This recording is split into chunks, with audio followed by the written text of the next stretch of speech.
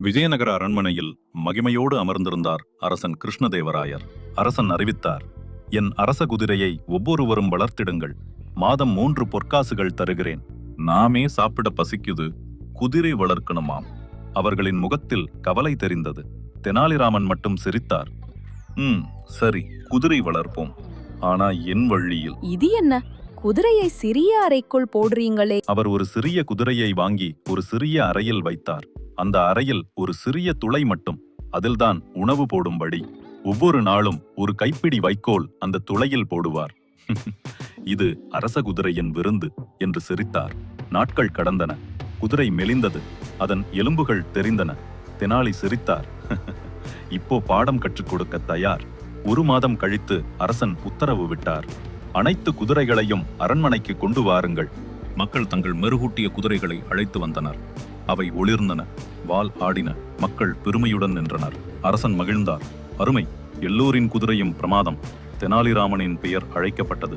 அரசன் கேட்டார், தெனாலி, உன் குதிரை எங்கே? தெனாலி தலைவணங்கி சொன்னார், என் குதிரை இவ்வளவு வலிமை மிக்கது, அதை அரண்மனைக்கு கொண்டு வர முடியவில்லை மன்னா. அரசன் சிரித்தார். அப்படியா? எங்கள் தளபதி வேலை பார்க்கும் தலைமைக்காரன் போய் பார்த்து விடட்டும். அந்த தளபதி பெரிய தாடியுடன் தெனாலியின் வீட்டுக்குச் சென்றான். திறக்கவா என்றான். தளபதி, கவனமாக இரு, அது கொஞ்சம் வெறி குதிரை என்றார் தெனாலி. தளபதி துளையில் பார்த்தான்.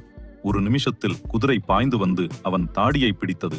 ஆ, என் தாடி, விடு என்று கத்தினான். சுற்றிலும் சிரிப்பு எழுந்தது. அரசன் அதிர்ச்சி அடைந்தார். இது என்ன செயல் தெனாலி என்றார் கடுமையாக.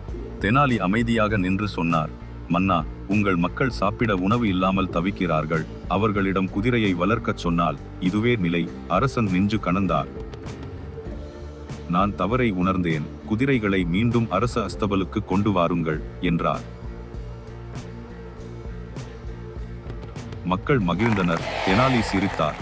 பசித்த குதிரை உண்மையை கற்றுக் கொடுத்தது மன்னா. மாலை வெளிச்சத்தில் அவர் அமைதியாக நடந்து சென்றார்.